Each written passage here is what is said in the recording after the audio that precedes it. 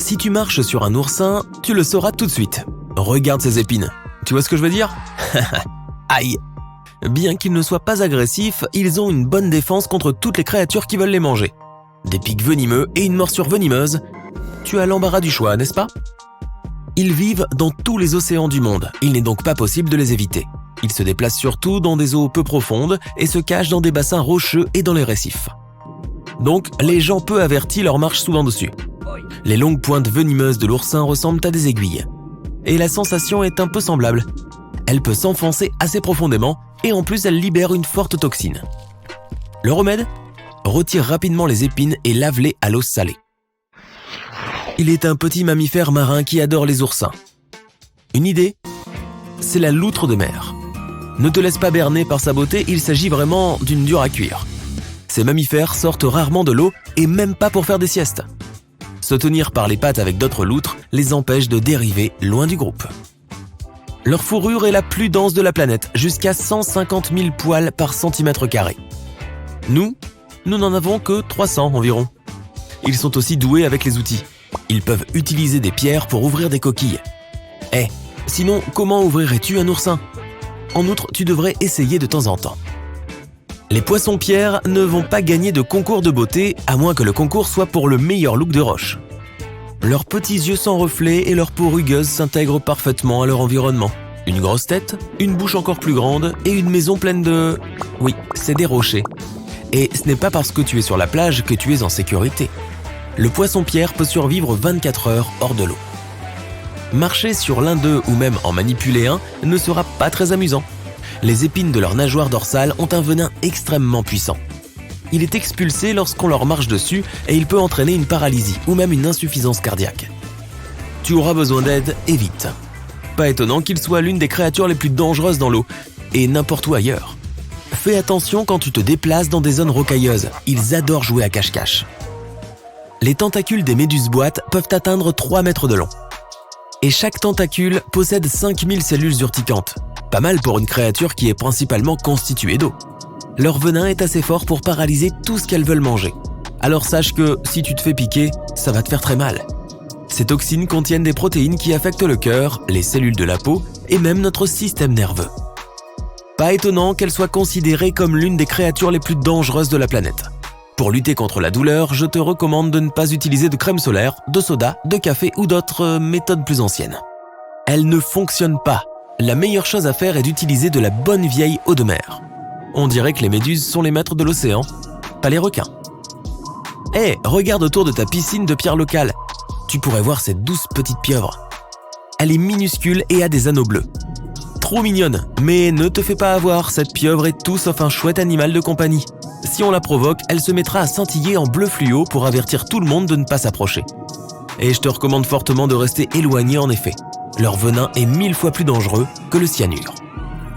Le pire, c'est qu'il n'y a pas d'antidote connu pour cela. La meilleure chose à faire, prendre une photo vite fait et fuir. Mieux encore, fuis carrément tout de suite. Même les pieuvres ne sont pas normales en Australie. Je vais plutôt rester avec mes crevettes sur le barbecue, tu vois ce que je veux dire? Ok, tu vois cette grosse bûche près du fond de l'océan? Peut-être qu'elle appartient à un vieux bateau, à un trésor d'or, de diamants, oui, je suis riche. En t'approchant, tu remarques quelque chose. Ce truc nage. Ce n'est pas un requin ni un dauphin, non, c'est un crocodile d'eau salée. Ok, respire, ne panique pas. Si tu tombes sur un de ces reptiles de mer, il est peu probable qu'ils te choisissent comme repas. Les crocodiles ont une valve spéciale dans la gorge qui les empêche de se noyer sous l'eau, mais cela ne veut pas dire qu'ils ne peuvent pas mordre. Lorsqu'ils veulent se rendre sur une île voisine, le moyen le plus rapide pour eux est le body surf. Ah oui, car tu sais, ils ne peuvent pas vraiment prendre le ferry. Si tu les vois, reste à bonne distance. Mais ne nage pas tout de suite vers le rivage, car ils adorent attraper leur déjeuner dans des eaux peu profondes. Cela dit, s'il y a bien une occasion où j'aimerais voir un grand requin blanc, c'est quand je fais de la plongée avec des crocodiles. Je suis sûr que si j'arrive à les motiver, ils seraient ravis de goûter une bouchée de crocodile. À tenter, je sais pas. Partir en bateau au large des côtes mexicaines? Le plan vacances parfait, non? Le soleil, l'eau bleue, la créature marine la plus menacée. Attends, quoi? Le marsouin du Pacifique n'est pas dangereux, mais ne t'attends pas à ce qu'il se poste dans un coin pour te saluer ou signer des autographes. Il est incroyablement timide. Cette petite vache, c'est le nom en espagnol de ces animaux. Vaquita est un petit mammifère marin. Avec ses marques noires autour des yeux, elle ressemble plus à un panda de mer. Si tu en vois un, tu peux te considérer comme super chanceux. Ils sont au bord de l'extinction, surtout parce qu'ils sont attrapés par accident dans les filets de pêche. On estime qu'il n'en reste plus que 10 dans la nature. Les îles Galapagos sont légendaires.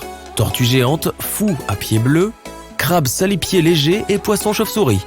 Mais si tu as déjà nagé dans ces îles, tu as peut-être vu quelque chose d'autre de vraiment surprenant dans l'eau. Des iguanes, partout. Ces grands reptiles marins mangent les algues qui poussent sur les rochers submergés. Ce sont des végétariens à 100%. Je parie que cela fait des vacances aussi pour les poissons. Une longue queue plate conçue pour la natation les aide à se déplacer et des griffes acérées les maintiennent sur les rochers pour leur séance quotidienne de bronzage. Mais observe-les bien, ils éternuent beaucoup. Ils n'ont pas de rhume ni rien du genre. Non, ils éternuent du sel. Une glande spéciale garde le sel hors de leur nez et ils doivent s'en débarrasser d'une manière ou d'une autre.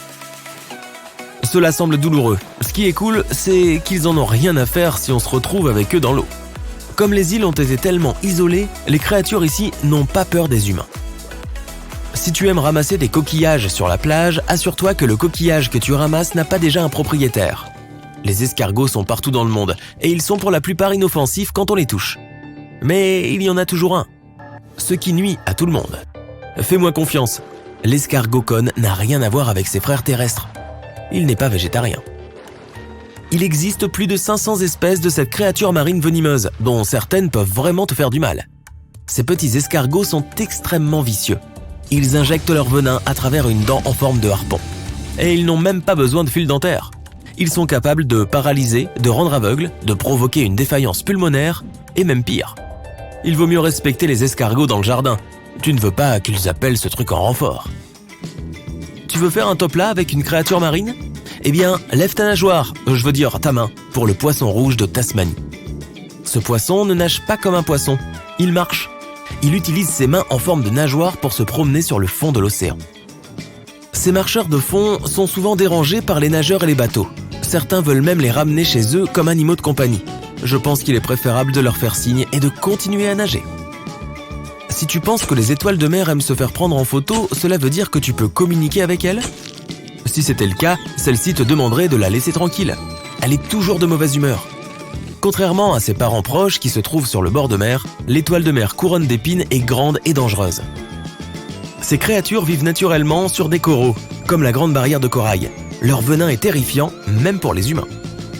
Cette créature marine est couverte d'épines vénéneuses qui provoquent une douleur intense et immédiate.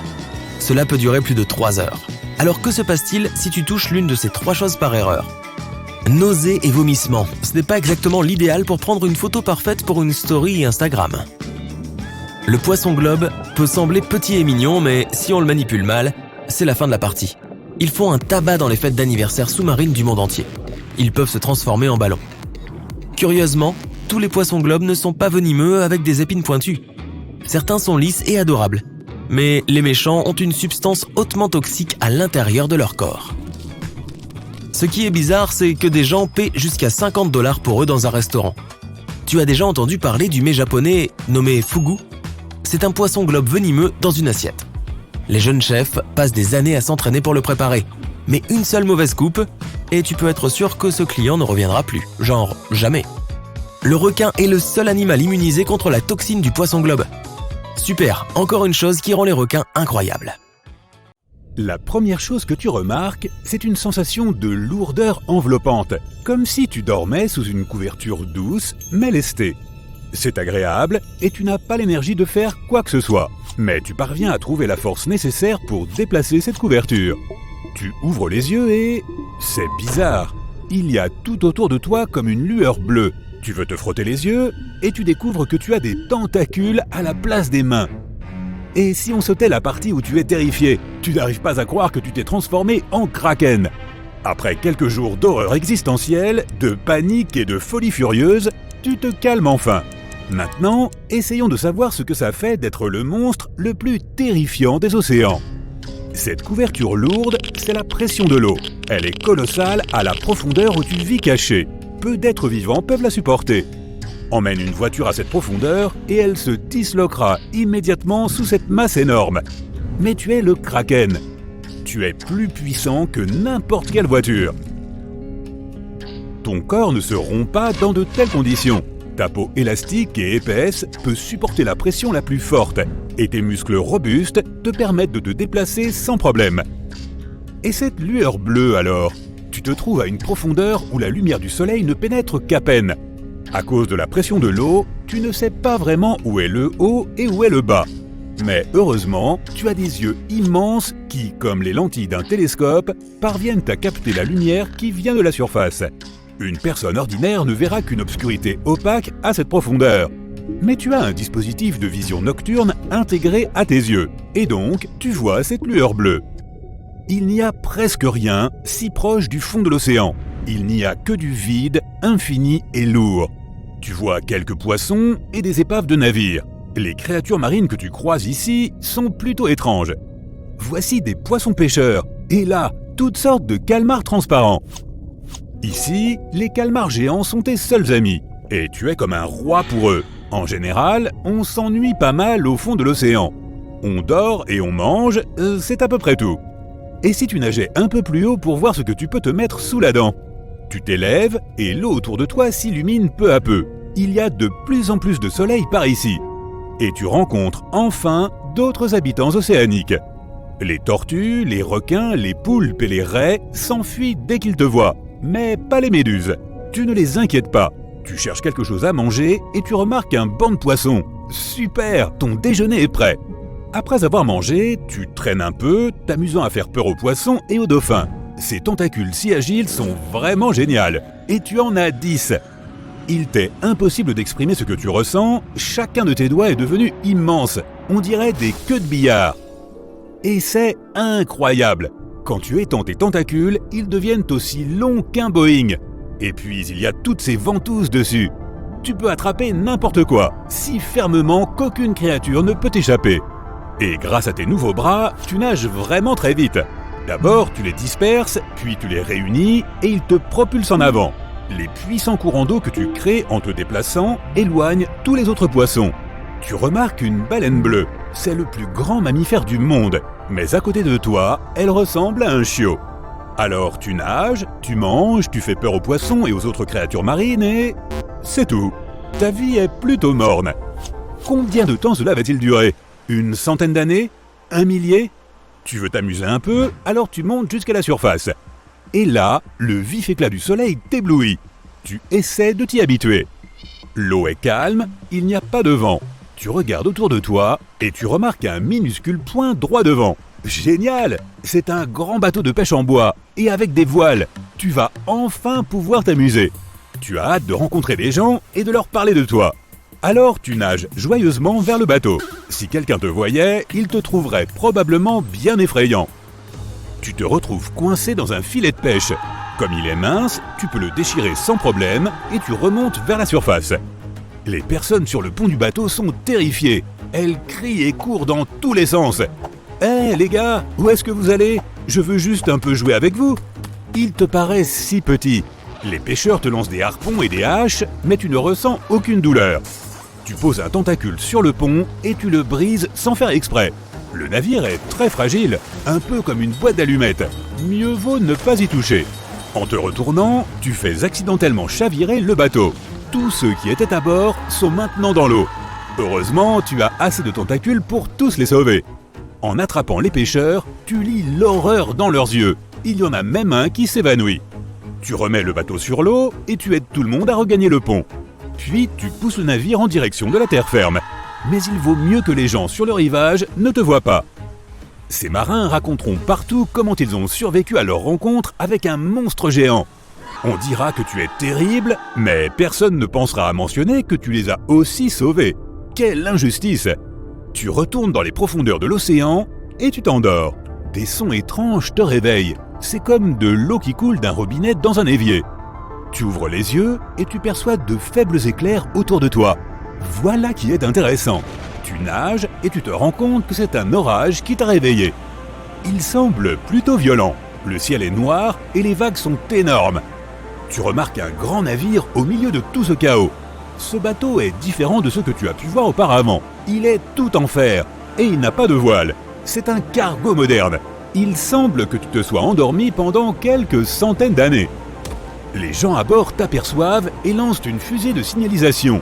Une lumière rouge vif t'éblouit. En déployant tes tentacules, tu pousses involontairement le navire. Mais comme il est lourd, il ne chavire pas. Il semble que les technologies aient avancé pendant que tu dormais. La tempête se fait plus violente. Le bateau roule puissamment sur la surface des eaux. Tu essaies de le retenir avec tes tentacules, mais cela ne fait qu'effrayer les personnes à bord. Ils hurlent et tu comprends leur réaction. Un monstre gigantesque est sorti des profondeurs noires et s'est accroché à leur navire. Tu n'aimes pas voir qu'ils ont peur de toi, alors tu décides de t'éloigner.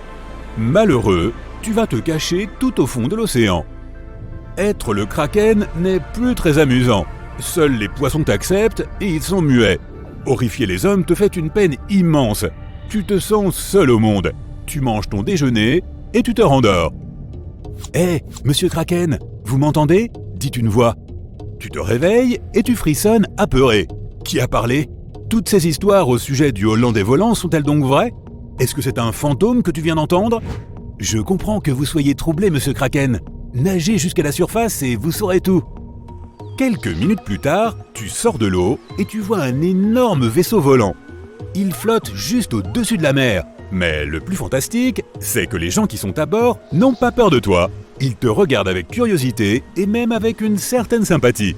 Tu remarques un homme avec un casque étrange parmi eux. « Salut, c'est moi qui vous parle grâce à cet appareil de télépathie. Vous pouvez aussi communiquer avec moi par la pensée. » Nous sommes au 24e siècle. Les hommes ont inventé une technologie qui leur permet de communiquer avec les animaux. Ils ont découvert que la plupart des créatures n'ont pas de pensée articulée. Elles ne vivent qu'avec leur instinct. Mais un jour, ils ont détecté une activité cérébrale venant des profondeurs de l'océan. Et ils t'ont découvert. Tu es l'un des êtres les plus intelligents de la planète. Et les hommes veulent communiquer avec toi. Enfin, ta vie solitaire est terminée. Il ne restait que quelques heures avant minuit. Certains des 2200 passagers du grand paquebot de luxe faisaient encore la fête dans de magnifiques salons de première classe. Les autres dormaient déjà dans leur lit. Pour quelques-uns, dans des cabines spacieuses remplies de tableaux et décorées de sculptures. Pour les autres, dans de minuscules chambres situées sous la ligne de flottaison. Tous ces gens n'avaient qu'une chose en commun. En cette froide nuit d'avril, ils se dirigeaient tous de Southampton en Angleterre vers New York. Ce navire s'appelait le Titanic, et à cette époque, il était considéré comme insubmersible. Au tout début de son voyage, il avait failli heurter le navire City of New York. Finalement, le Titanic n'était passé qu'à quelques mètres de celui-ci. Les passagers qui se pressaient sur les ponts du paquebot poussèrent un soupir de soulagement. Ils ne savaient pas ce qui les attendait dans un avenir très proche. Quelques jours plus tard, alors que le bateau se trouvait déjà dans l'Atlantique Nord, à 595 km de Terre-Neuve, l'impensable se produisit. Le 14 avril, vers 23h40, ceux qui étaient encore éveillés furent renversés par une force mystérieuse et terrible. Les passagers, déjà couchés, furent projetés au sol. On entendit des hurlements et la panique s'empara de tous. Plusieurs mois avant la catastrophe, un énorme morceau de glace s'était détaché d'un glacier dans le sud-ouest du Groenland. La neige qui le constituait était tombée voici environ 100 000 ans, à l'époque où les mammouths erraient encore sur la planète. Au début de son voyage, l'iceberg était énorme. Il mesurait près de 518 mètres de long et pesait 75 millions de tonnes. Cependant, il dériva très loin vers le sud, jusqu'à la zone que le Titanic devait traverser pour rejoindre les côtes nord-américaines. Bien qu'il eût fondu dans l'eau pendant des mois, l'iceberg pesait alors encore 1,5 million de tonnes. Sa partie émergée dominait les flots de près de 30 mètres. Malgré cela, il semblait inoffensif à côté de l'énorme paquebot, mais seulement à première vue. Ce que les gens voyaient n'était qu'une toute petite partie d'un morceau de glace gigantesque. La plus grande partie d'un iceberg est cachée sous la surface et seulement 1/10 de sa masse est visible au-dessus de l'eau. L'iceberg du Titanic ne faisait pas exception. Le navire était perdu dès qu'il entra en contact avec l'iceberg. Incapable de dévier de sa route, il vint s'écraser contre la glace, détruisant au moins 5 des compartiments de sa coque. Ceux-ci commencèrent immédiatement à se remplir d'eau, qui inonda ensuite tous les compartiments suivants. L'avant du navire commença à couler. Sa partie arrière se souleva alors presque verticalement. Et puis, dans un grondement assourdissant, le paquebot se brisa en deux. La suite est connue de tous. Mais imaginons un instant que ce que l'histoire a retenu de la catastrophe ne soit pas vrai. Et si le navire n'avait pas été détruit par un iceberg? Et si c'était quelque chose de plus perfide et de bien plus vivant qui avait fait couler le Titanic? Loin, très loin sous la surface, dans les sombres profondeurs de l'océan, une ombre se cache. Représente-toi une créature énorme, ronde, plate et pleine de bras, ou plutôt de puissants tentacules. Elle ressemble à un calmar ou à une pieuvre géante, mais en beaucoup plus colossal encore. On dit qu'elle est aussi longue que 10 navires et qu'elle fait 2,5 km de long. La rumeur dit aussi que les marins la prennent parfois pour une île. Et qu'au lieu de débarquer sur la terre ferme, ils se voient entraînés dans l'océan. C'est le Kraken qu'ils auront rencontré, une créature légendaire redoutée de tous ceux qui s'aventurent en mer. En général, le Kraken hante les mers au large des côtes de la Norvège, par-delà l'Islande et jusqu'au Groenland. Qui sait ce qui éloignera ce jour-là la bête de ses eaux familières? Les températures dans l'Atlantique Nord sont tout aussi basses. Et notre créature s'y sent bien. Et elle est curieuse. Une fois qu'elle a repéré le Titanic, le bateau n'a plus aucune chance. Il fait sombre et les passagers du paquebot ne remarquent pas les premiers signes de danger. L'eau autour du navire commence à bouillonner. Si tu écoutes attentivement, tu pourras entendre un gargouillement étrange. Et si tu regardes avec la même attention, tu verras des milliers de poissons et de méduses remonter à la surface. Ils sentent qu'il se passe quelque chose en dessous. Mais même si une personne sur le Titanic remarquait cette grande agitation soudaine, elle n'aurait pas le temps d'aller se mettre à l'abri. L'horrible bête, avec ses immenses et puissants tentacules, est un prédateur auquel il est impossible d'échapper.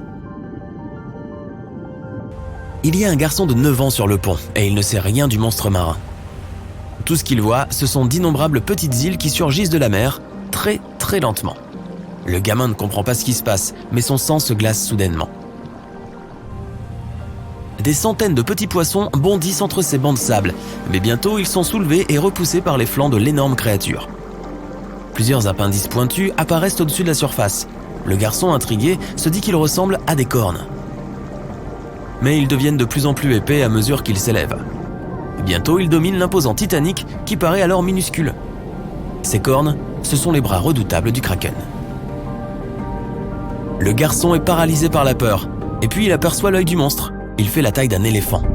Le gamin se ressaisit alors et s'enfuit en hurlant comme il n'a jamais hurlé. Attirés par ses cris, les gens s'approchent. Ils se rassemblent le long du bastingage, essayant d'apercevoir ce qui a tant effrayé l'enfant. Soudain, ils comprennent. Les passagers et les membres d'équipage viennent se pencher en masse pour mieux voir. Ils ne sont pas téméraires, ils sont simplement sous le choc. Comment réagirais-tu si on te disait qu'une bête terrifiante était sur le point d'attaquer le bateau sur lequel tu te trouves? En plus, il fait sombre et les gens ne distinguent pas clairement ce qui se cache dans les ténèbres. Mais quelques minutes plus tard, le doute n'est plus possible. Tout à coup, la créature lève un de ses bras monstrueux et le tend vers le navire. Il semble être plus long que la coque elle-même. Les femmes se mettent à crier et s'évanouissent. Les hommes sont tout aussi terrifiés.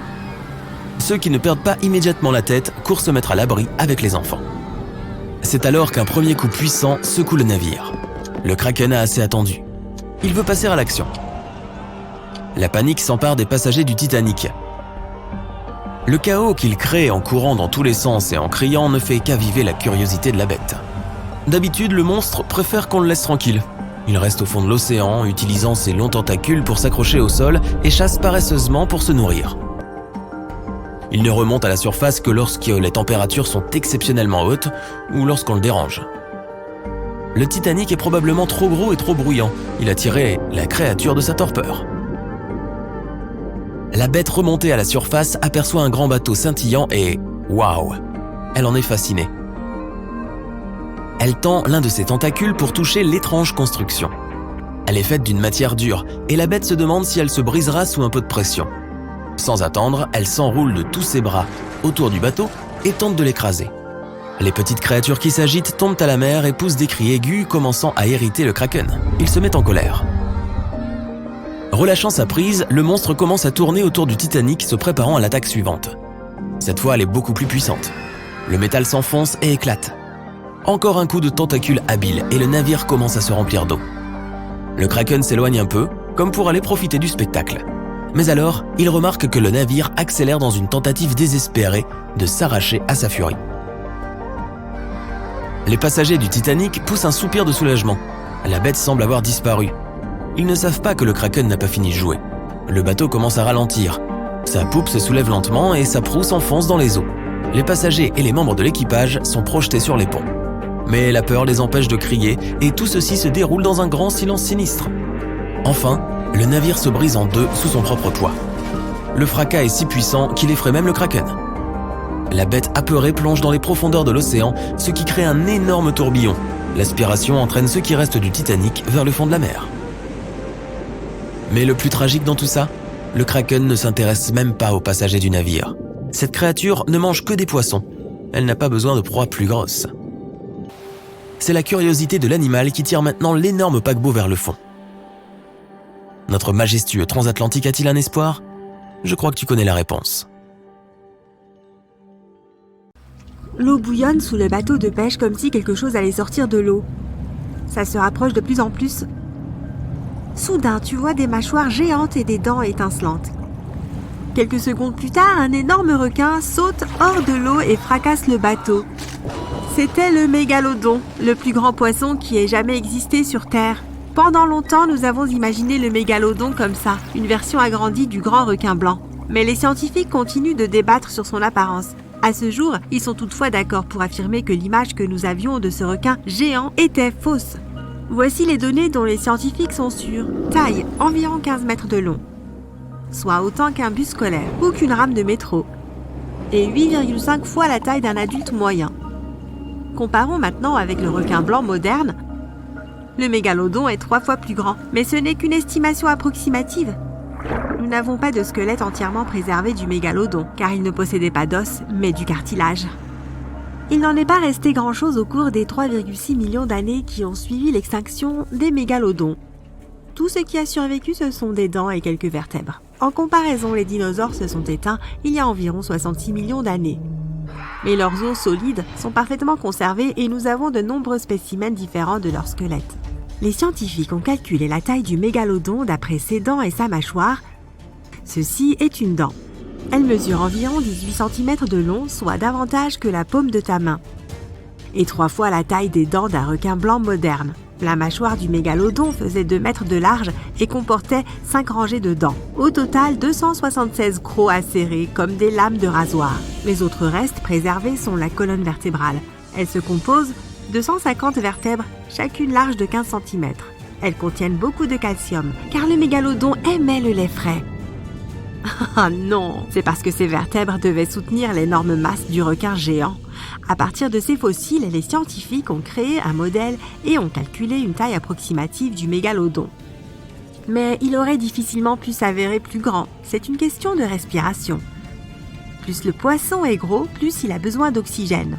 Cela signifie que la surface des branchies doit être plus grande. Ce sont les organes qui filtrent l'eau et collectent l'oxygène. Si le mégalodon avait été plus grand, il aurait eu du mal à respirer. Les scientifiques pensent donc que 15 mètres était la taille maximale pour un individu. Mais en moyenne, la plupart faisaient 1 ou 2 mètres de moins. Ouf! Maintenant parlons du poids. En moyenne, un mégalodon pesait environ 30 à 35 tonnes. En comparaison, un requin blanc pèse 1 tonne, donc 30 à 35 fois moins. Facile. Avec ses 7,5 tonnes, un bus scolaire est 4 fois plus léger. Le poids d'un mégalodon peut être comparé à celui d'un Boeing 737 vide. Mais la baleine bleue moderne bat le mégalodon en taille et en poids. 30 mètres de long contre 15, presque 2 fois plus longue, et le poids de la baleine bleue est d'environ 180 tonnes, soit l'équivalent de 6 mégalodons, ou de 6 avions de ligne, ou encore de 33 éléphants adultes si tu aimes les comparaisons. Maintenant abordons la question de l'apparence du mégalodon. Les scientifiques pensent qu'il ne ressemblait pas à un requin blanc. Le mégalodon appartient à une famille de poissons différentes et ressemblait très probablement à un requin taureau géant. Son museau est aplati et ses yeux sont petits. Ses nageoires dorsales sont rejetées vers l'arrière. Le requin taureau en possède 2 de taille similaire. Sa couleur tire vers le brun clair avec un ventre blanc. Il a peut-être aussi eu des taches brun-rouge sur tout le corps, de même que son homologue moderne. Dès la première découverte de ces fossiles, on a pris l'habitude de considérer le mégalodon comme un monstre effrayant. C'était à l'époque de la Renaissance. Les gens ont trouvé des dents prisonnières des rochers. Au début, on pensait que ces dents étaient des langues de dragon ou de serpent. Et voici le premier dessin de ce à quoi était censé ressembler leur propriétaire. Un museau massif avec un nez effrayant et un tas de dents tranchantes comme des rasoirs. Nous avons également des preuves que les mégalodons étaient de féroces chasseurs, trônant au sommet de la chaîne alimentaire. Le premier outil de combat de leur arsenal était le coup de bélier. Mais le mégalodon était un nageur lent. Il ne pouvait accélérer que jusqu'à 18 km/h. En comparaison, le requin blanc moderne peut atteindre 50 km/h une fois lancé après son déjeuner. Le nageur humain, le plus rapide, ne peut faire que 10 km/h. Bonne chance pour échapper à un requin. Mais le mégalodon avait une masse incroyable. Bien que lent, son coup de bélier avait une puissance énorme. Le mégalodon devait prendre sa proie par surprise, si bien qu'il n'avait qu'une seule chance de la toucher. S'il la manquait, il mettrait trop de temps à faire un second tour. La manœuvrabilité du mégalodon était comparable à celle d'un gros camion. Mais si le coup de bélier réussissait, la proie était étourdie et ne pouvait plus bouger. À ce moment-là, le mégalodon visait les endroits vulnérables, comme les nageoires et la queue de sa proie. Les scientifiques ont trouvé de nombreux restes d'anciennes baleines, présentant des marques de dents du mégalodon. Il s'avère que le requin géant savait où se trouvaient les organes vitaux de sa proie et pouvait les atteindre. Lorsque la proie était immobilisée, le mégalodon découvrait ses dents. Une personne adulte aurait facilement pu entrer dans sa mâchoire ouverte à pleine hauteur. Et selon diverses estimations, la force de morsure du mégalodon était de près de 11 tonnes. Imagine le poids de 3 SUV concentrés au bout d'une dent pointue. C'est 9 fois la puissance de la plus grande morsure de requin blanc et 6 fois la puissance du détenteur du record moderne de morsure, le crocodile marin. Jette un coup d'œil à cette carte indiquant où les restes du mégalodon ont été trouvés. Amérique du Sud et du Nord, Europe, Asie, Australie. Il était le maître de toutes les mers et était à l'aise partout sur notre planète. Nous avons même trouvé des restes du requin géant dans des sédiments d'eau douce. Peut-être n'avait-il pas peur d'entrer dans les rivières pour chasser. D'autres scientifiques affirment que le mégalodon n'était peut-être même pas un prédateur. Tout cela à cause de sa taille. Il ne pouvait pas nager rapidement. Il ne pouvait même pas faire de course sprint comme le requin blanc. Si une proie essayait de s'échapper, le mégalodon ne prenait même pas la peine de la poursuivre car il ne pourrait jamais la rattraper. Un autre problème est le squelette du mégalodon. Le cartilage est plus faible que les os. La musculature du requin géant n'était donc pas si robuste. Le mégalodon était peut-être même un charognard qui ne se battait jamais.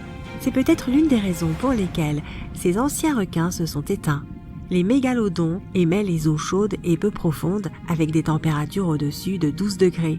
Mais il y a plus de 3 millions d'années, le climat s'est refroidi. Cela a privé les mégalodons de territoire et d'une nourriture abondante. Les baleines primitives, qui avaient constitué le principal régime alimentaire des requins géants, ont commencé à disparaître. Des prédateurs plus rapides se sont accaparés le reste de la nourriture. Le mégalodon a commencé à mourir de faim. Dans l'évolution, un nouvel acteur est entré en scène, les baleines à dents, ancêtres des orques modernes. Elles vivaient en meute et avaient un cerveau plus gros que celui du mégalodon. Alors, au fil du temps, elles ont commencé à le concurrencer. Elles ont profité de sa maladresse. Un groupe d'orques pouvait facilement concurrencer un requin géant. De nombreux scientifiques pensent que c'est là la raison de la disparition du plus grand requin du monde. Mais il existe des théories selon lesquelles le mégalodon est toujours vivant et erre dans les eaux sombres de notre planète. Plusieurs pêcheurs australiens auraient rencontré un requin d'une taille incroyable. Mais personne ne peut confirmer ces témoignages. Des partisans de cette théorie pensent que ces requins géants pourraient se cacher dans les eaux profondes, loin des yeux des humains. Dans la fosse des Mariannes, par exemple, qui est l'endroit le plus profond de notre planète, plus profonde encore que le mont Everest n'est élevé. Et on y a même trouvé les dents d'un mégalodon. Mais la science affirme qu'un tel requin géant ne pourrait pas vivre dans la fosse des Mariannes pour de nombreuses raisons. Et la première, c'est qu'il y fait trop froid. Le mégalodon était probablement un poisson à sang froid. Il devait donc utiliser la chaleur de son environnement pour survivre. Or, l'eau de la fosse des Mariannes est très froide, environ 4 degrés. C'est parce que plus on descend en profondeur, moins la lumière du soleil y pénètre. La deuxième raison est la pression. Chaque fois que l'on s'enfonce de 10 mètres, la pression augmente d'une atmosphère. C'est-à-dire qu'à une profondeur de 30 mètres, l'eau te presse 3 fois plus fort qu'à la surface. Les muscles et le cartilage faible du mégalodon ne lui permettraient pas de plonger si profondément dans la fosse des Mariannes. Et enfin, le point plus important, la nourriture. Plus on s'éloigne de la surface de l'océan, moins il y a d'organismes vivants. Les mégalodons avaient pour habitude de manger des baleines primitives de 3 à 6 mètres. Seuls de petits poissons vivent dans la fosse des Mariannes. Un mégalodon ne serait jamais capable d'en attraper un. Or, à en juger par sa taille, tout ce que le mégalodon faisait de ses journées, c'était manger, puis chercher à nouveau de la nourriture. compare son poids à celui d'un humain. Un humain moyen doit consommer environ 2000 calories par jour pour un poids moyen d'environ 80 kg. Le mégalodon pesait 470 fois plus et avait donc besoin de beaucoup plus de calories. Donc même tous les poissons qui peuplent la fosse des Mariannes pourraient difficilement nourrir un mégalodon, même pour quelques jours. Bref, toutes ces théories sont loin d'être fondées, mais quoi qu'il en soit, il vaut toujours mieux être prudent en mer, n'est-ce pas? C'est la nuit. Une grosse tempête commence à faire rage. Tu vis dans une ville côtière et tu regardes la mer déchaînée par la fenêtre. Des éclairs zèbrent le ciel. D'énormes vagues s'écrasent contre le rivage et une averse transforme le sable en argile humide. Tu te dis qu'au matin, beaucoup de poissons vont être rejetés sur le rivage. Et tu vas te coucher. C'est un bruit étrange qui te réveille. C'est comme si des centaines de milliers de gens tapaient des mains près de ta fenêtre. Tu sors et tu vois une énorme foule de personnes debout au bord de la mer. Le bruit de claquement devient de plus en plus fort et sa source est des tonnes de poissons rejetés sur le rivage. Ils sont là depuis plusieurs heures, mais sont toujours en vie. Ils se débattent et frappent leur corps gluant contre le sable. Tu vois des carpes, des truites, des sardines et même d'énormes requins blancs. Ils sont pleins d'énergie et font claquer leurs grandes mâchoires dentées. D'une façon ou d'une autre, tous les poissons peuvent désormais respirer de l'air comme les humains. Tu aides les autres personnes à rejeter les poissons dans l'eau. Tu peux les voir s'éloigner dans les profondeurs de la mer, mais certains d'entre eux remontent et nagent près de la surface, profitant de l'air frais. Vous avez rejeté presque tous les poissons, sauf les requins. Une grue arrive. Elle soulève chacun des requins par la queue, un par un, puis transporte les poissons vers la mer et les laisse partir. Aux nouvelles, tu apprends effectivement que des poissons qui respirent de l'air ont été rejetés sur le rivage, et pas seulement dans ta ville. Les gens en trouvent sur les plages du monde entier. Des scientifiques et des chercheurs marins sont déjà partis en expédition en mer pour étudier ce phénomène unique. Plus tard dans la soirée, ils annoncent les résultats de leur étude. Désormais, chaque créature marine qui a des branchies peut aussi respirer grâce à des poumons nouvellement développés. Elle peut rester sur la terre ferme aussi longtemps qu'elle le souhaite. Elle a seulement besoin d'avoir de l'eau à boire, tout comme les autres créatures vivantes. Les poissons absorbent l'eau et la font passer par leurs branchies. Les branchies ont des récepteurs spéciaux qui extraient l'air de l'eau et l'envoient dans la circulation sanguine du poisson. De cette façon, leur corps reçoit les doses d'oxygène nécessaires à la vie. Ensuite, du dioxyde de carbone se forme, il entre dans le sang du poisson, passe ensuite par les branchies et est rejeté dans l'eau. La capacité à respirer par les branchies est restée inchangée. Mais l'anatomie de ces créatures est maintenant différente. Elles ont développé des poumons et des voies respiratoires. Lorsqu'un poisson est dans l'eau, il ferme cette voie et bloque l'accès aux poumons. De cette façon, l'eau n'y pénètre pas. Mais lorsque le poisson est à la surface, il ferme ses branchies et ouvre l'accès aux poumons par la bouche. Cette métamorphose étonnante n'apporte pas de changement significatif au monde, en tout cas pas encore. Les dauphins et les baleines ont toujours eu des poumons. L'air passe par leurs narines, qui sont situées sur le dessus de leur tête. Cette ouverture s'appelle l'évent. Les dauphins remontent à la surface, remplissent leurs poumons d'air et retournent sous l'eau pendant quelques minutes. Mais désormais, non seulement les dauphins, mais aussi toutes les autres créatures marines nagent près de la surface. Tu embarques sur un bateau pour faire une excursion en mer et tu vois ce phénomène choquant de tes propres yeux. Plus tu t'éloignes du rivage, plus tu remarques de poissons à la surface de l'eau. Ils sautent haut et replongent comme des dauphins. Ils semblent apprécier leur nouvelle aptitude. Il y en a tellement. Plusieurs dizaines de poissons sautent même sur ton embarcation. Tu les rejettes dans la mer. Tu vois un énorme aileron et tu éteins le moteur. Un requin nage à quelques centaines de mètres de toi. Il est à peu près de la taille de ton bateau. Heureusement, il est distrait par d'autres poissons et ne semble pas vouloir te prendre en chasse. Tu fais demi-tour et retournes près du rivage. Le crépuscule tombe. Tu peux voir les lumières de la ville. La mer est remplie de méduses lumineuses et de phytoplancton. À cause de cela, l'eau brille en bleu violacé. Tu es fasciné par ce spectacle et tu ne remarques pas que les lumières de la ville s'éteignent soudainement. Tu peux entendre les gens crier. Plus tu t'approches de la rive, plus les cris et les bruits de quelque chose qui s'effondre sont forts. Enfin, tu arrives à l'embarcadère, tu descends du bateau et tu découvres qu'une partie de la digue a été détruite. Les bateaux sont renversés, les lampadaires sont cassés, les fils électriques sont arrachés. Une longue traînée de liquide visqueux transparent mène de l'embarcadère à la ville. Tu glisses sur cette bave une ou deux fois. Les rues sont vides. Les voitures sont abandonnées. Les fenêtres des maisons sont cassées. Il y a des ordures partout et la route est aussi couverte de bave. Tu entends une sorte de bruit de succion provenant d'une ruelle sombre. Il s'approche de toi. Une petite pieuvre apparaît sur la route. Elle se déplace à la manière d'une araignée. À l'aide de ses tentacules, la créature grimpe sur une voiture, saute sur le mur et rampe. Après cette pieuvre, une autre sort. Plusieurs calamars la suivent. Certains d'entre eux rampent maladroitement vers toi. Tu fais un pas en arrière. De plus en plus de calamars et de pieuvres sortent de la ruelle sombre. Certains d'entre eux atteignent la taille d'une voiture. Tu vois un vélo couché sur le sol et tu montes dessus. Tu traverses des rues désertes avec une armée de pieuvres qui rampent derrière toi. Le sol commence à trembler sous les roues de ton vélo. Tu entends le rugissement assourdissant d'une bête inconnue. Tu regardes en arrière et regrettes immédiatement de l'avoir fait. Un énorme monstre de la taille d'un immeuble de 5 étages et semblable à un calamar brise le mur de la maison la plus proche d'un seul coup de son tentacule colossal. Cette créature est sortie du coin le plus sombre de la mer. Depuis que l'animal a une paire de poumons, il a hâte de prendre une bouffée d'air frais et pur. Ses instincts l'ont amené à la surface, où il a senti beaucoup de nourriture.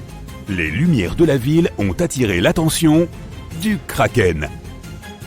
Avec ses énormes tentacules, il s'accroche au mur des bâtiments et à la route, et il te rattrape. Tu vois un tunnel droit devant toi. Tu pousses sur les pédales de ton vélo aussi fort que possible, et tu réussis à entrer à l'intérieur. Mais à ce moment-là, tu entends un bruit étrange dans ton dos. Le kraken, comme les pieuvres, n'a pas de squelette interne. Son corps est constitué de muscles. C'est pourquoi il peut se faufiler dans n'importe quel trou, comme un liquide. Le kraken te poursuit dans le tunnel comme un serpent avec des dizaines de queues. Mais sa vitesse ralentit. Tu accélères et sors du tunnel. Effrayé, tu pédales aussi vite que tu peux et atteins la ville la plus proche au matin. Là, tu rencontres tes voisins et apprends que des monstres marins sont apparus de manière inattendue dans les villes côtières du monde entier. Heureusement, ils ne restent pas longtemps sur la terre ferme.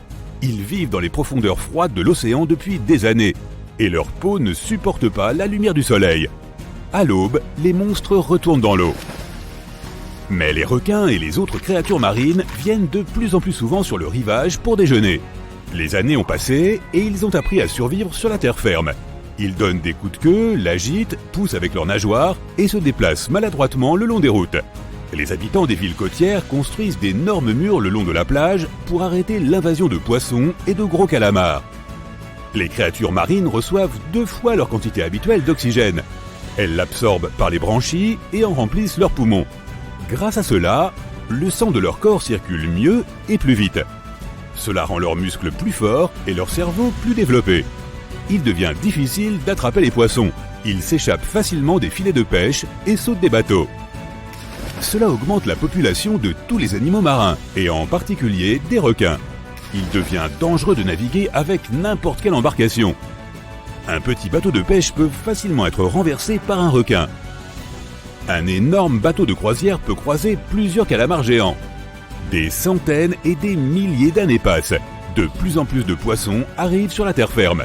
L'évolution modifie la structure de leur corps incroyablement vite.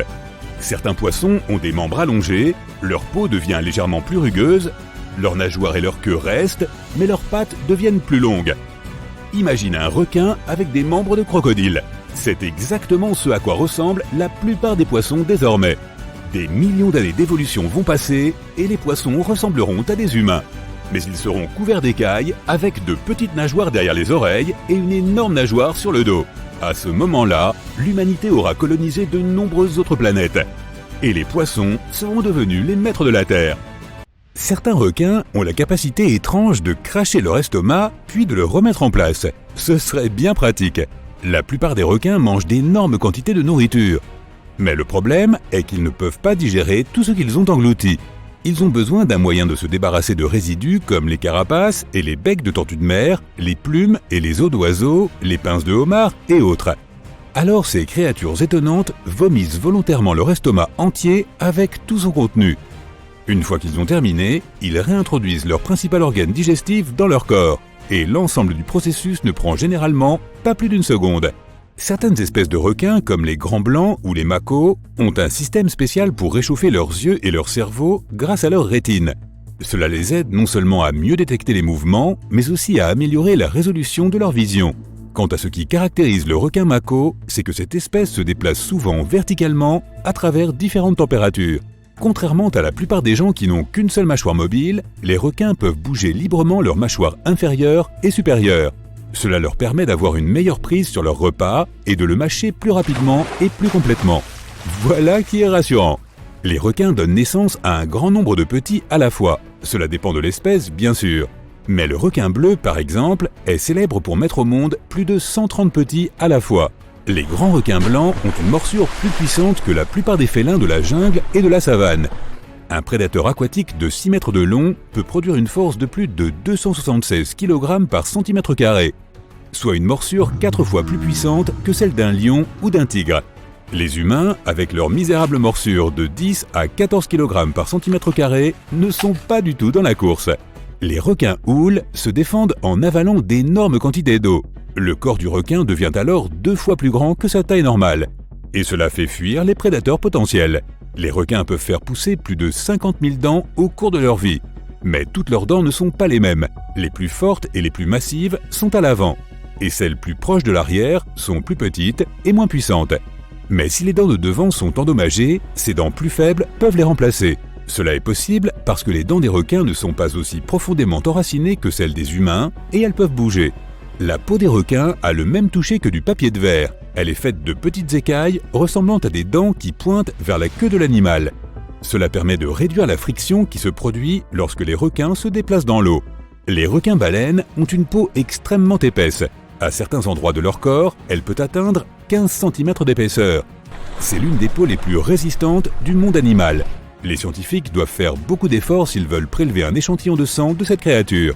Les requins ont un incroyable sens de l'odorat, mais en plus de cela, ils utilisent un autre sens pour détecter les autres animaux. Ils ont des pores spéciaux autour de leur tête, près des narines et sous le museau. Ce sont des organes particuliers, un peu comme une seconde vue. Chaque créature génère un minuscule champ électrique. Grâce à ces espèces de pores, les requins peuvent détecter ces champs électriques et savoir où se trouvent les autres animaux. Les requins ont des oreilles incroyablement fines. Ils peuvent entendre leur repas potentiel à 900 mètres de distance. Ils peuvent aussi capter des sons à basse fréquence, comme ceux produits par la contraction des tissus musculaires d'un poisson. Les requins existent depuis plus de 400 millions d'années. Cela signifie qu'ils ont vécu 4 extinctions massives sur 5. Cela les rend bien plus vieux que le mont Everest, les humains, les dinosaures et même les arbres. Ces créatures remontent à l'époque où les récifs coralliens commençaient tout juste à se former. Certaines espèces de requins peuvent sauter hors de l'eau, comme le grand requin blanc ou le requin pèlerin. Ils sont connus pour pouvoir bondir à plus de 2,50 m dans les airs. Grâce à cette manœuvre, ils peuvent attraper des animaux tels que des phoques ou des oiseaux de mer. Mais à moins que tu ne sois en Afrique du Sud, il est peu probable que tu vois un requin sauter hors de l'eau. Le squelette des requins est composé de muscles et de cartilages qui sont plus légers et 2 fois moins denses que les os. Cela rend les requins plus flexibles et leur permet de faire des virages serrés lorsqu'ils poursuivent d'autres animaux.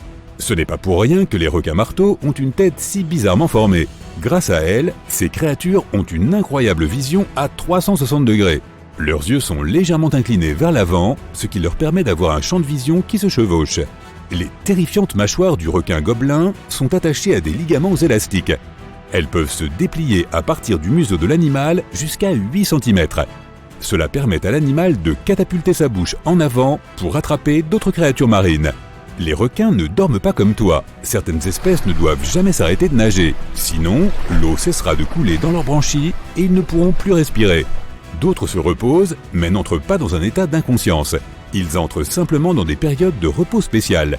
Ces créatures n'ont pas de paupières, c'est pourquoi leurs yeux restent toujours ouverts et leurs pupilles surveillent leur environnement. Elles gardent aussi leur bouche ouverte pour que l'eau puisse passer dans leurs branchies. Les requins peuvent parcourir des distances remarquablement longues sans avoir besoin de repos. Tout cela grâce à leurs habitudes de sommeil bizarres. Par exemple, les grands blancs peuvent nager sur des distances de plus de 3200 km sans s'arrêter pour manger ou se reposer. Comment se fait-il que ces créatures ne meurent pas de faim? Elles puisent dans la graisse stockée dans leur foie.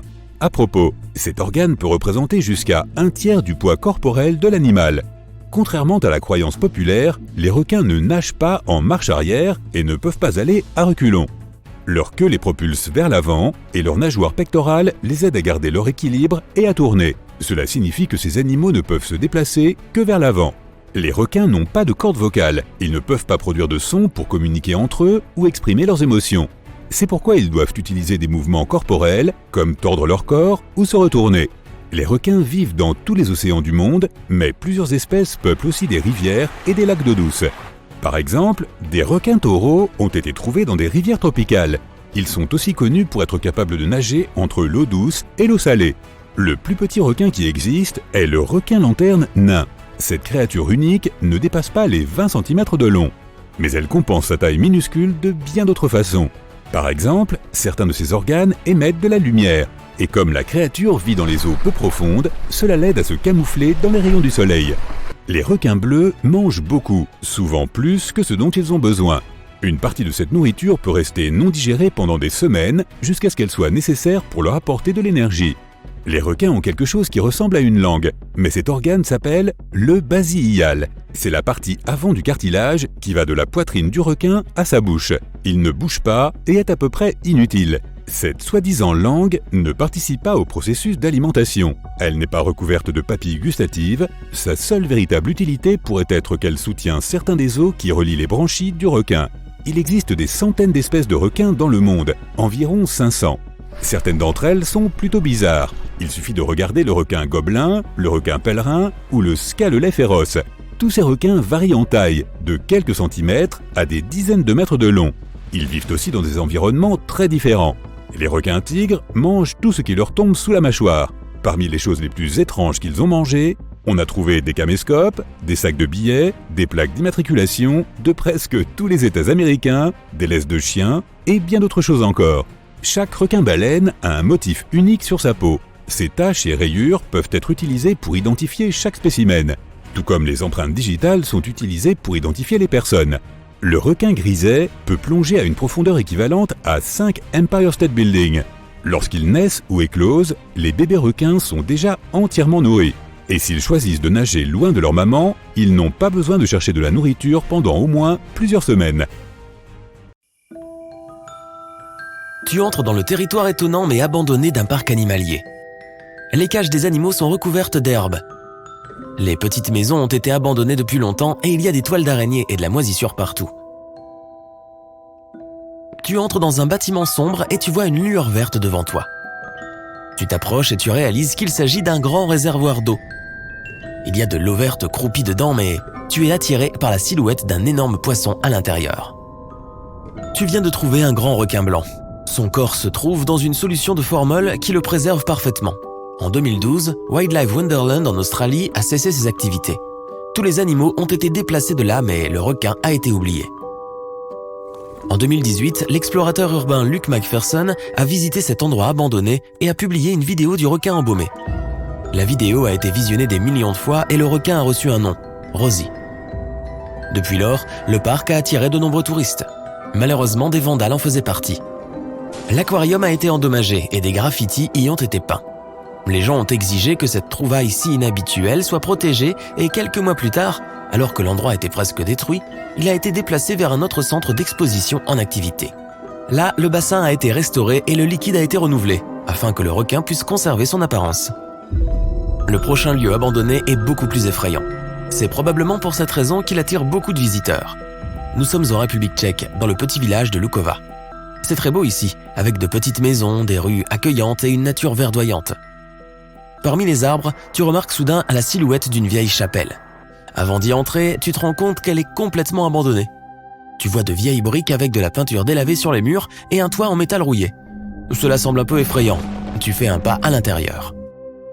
Si certains voyageurs découvraient cet endroit la nuit, ils s'enfuiraient en hurlant à cause de ce dont ils seraient témoins à l'intérieur. Il y a des communiants dans cette chapelle. La plupart sont assis sur des bancs et certains sont debout. Ils ne bougent pas parce que ce sont des statues en plâtre. Mais le plus terrifiant est que chaque statue est recouverte d'un drap blanc. En 1968, le toit de la chapelle a commencé à pourrir. Finalement, il s'est effondré et les habitants ont arrêté d'y venir. En 2014, un artiste a fabriqué des statues en plâtre et les a placées ici pour donner l'impression que le bâtiment était hanté. Cette installation attire les touristes du monde entier, ce qui aide à récolter l'argent nécessaire à la restauration de la chapelle. Nous sommes maintenant aux États-Unis en train de rouler sur l'autoroute de Vashon.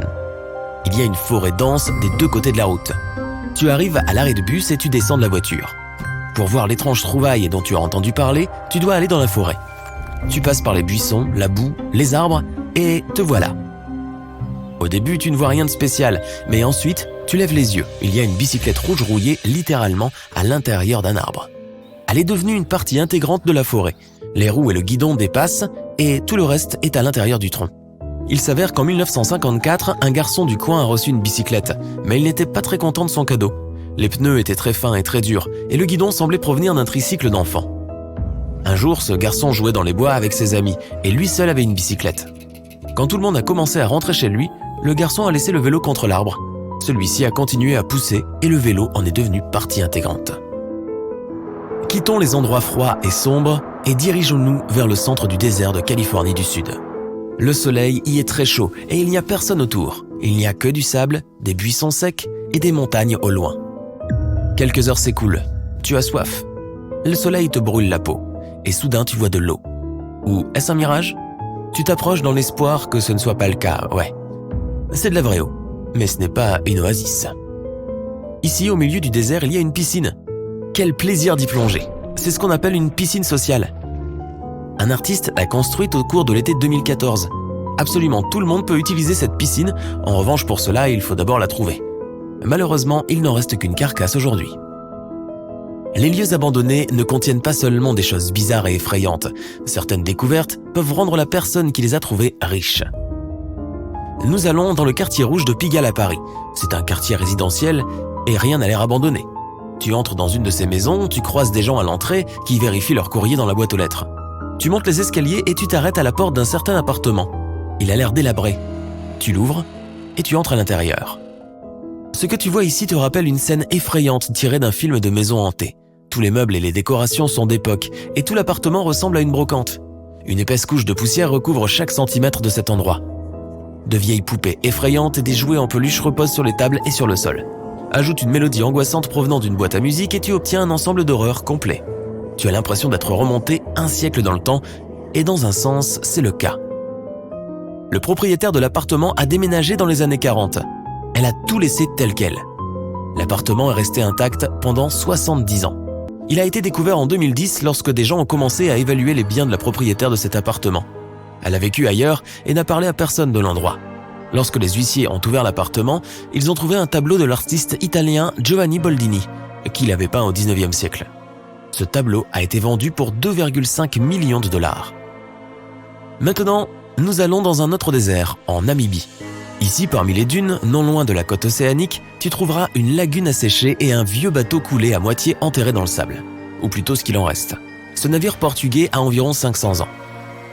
Il a quitté Lisbonne en 1533 et a disparu près d'une ville minière qui extrayait des diamants en Namibie. En se promenant dans l'épave, on peut trouver des pièces de bateaux de cette époque, mais le plus intéressant est un coffre avec des pièces d'or. La valeur nette de l'ensemble du navire ainsi que du précieux trésor est estimée à plus de 12 millions de dollars. L'épave a été découverte par des géologues en 2008, mais sa pleine gloire n'a été exposée que 8 ans plus tard. Et maintenant, tu te balades dans les rues de New York en passant par une sombre ruelle déserte où tu aperçois des poubelles. Tu remarques une toile peinte qui dépasse de l'une d'entre elles. Tu la sors de la poubelle et tu réalises qu'il s'agit d'un tableau. L'image n'est pas très claire, mais elle a l'air belle. Tu décides qu'une œuvre d'art n'a pas sa place dans la poubelle et tu la ramènes chez toi. Pendant les 4 années suivantes, tu essaies de trouver quelque chose sur ce tableau. Et un jour, sur un site web consacré aux antiquités, tu découvres que cette toile est un authentique chef-d'œuvre disparu d'une valeur d'1 million de dollars. C'est ce qui est arrivé à une femme de New York en 2003. Lorsqu'elle a trouvé le tableau dans la poubelle, elle a immédiatement senti la puissance qui en émanait. La femme a découvert que le tableau avait été volé à son propriétaire en 1989. Elle l'a rendu et a reçu 15 000 $ en guise de récompense. Le tableau, intitulé « Tres Personajes », a été dessiné par l'artiste mexicain Rufino Tamayo en 1970. Un collectionneur a acheté cette œuvre d'art comme cadeau pour sa femme. Mais quelques années plus tard, le tableau a été volé alors que le couple emménageait dans une nouvelle maison. Terminons maintenant notre voyage par la découverte la plus grandiose et la plus importante. Nous sommes en Turquie. Tu vis dans une vieille maison depuis très longtemps et tu veux redécorer l'endroit. Tu jettes toutes tes affaires usées et tu te souviens que tu as un vieux sous-sol. Tu n'en avais jamais eu besoin avant, mais tu décides de le transformer en chambre.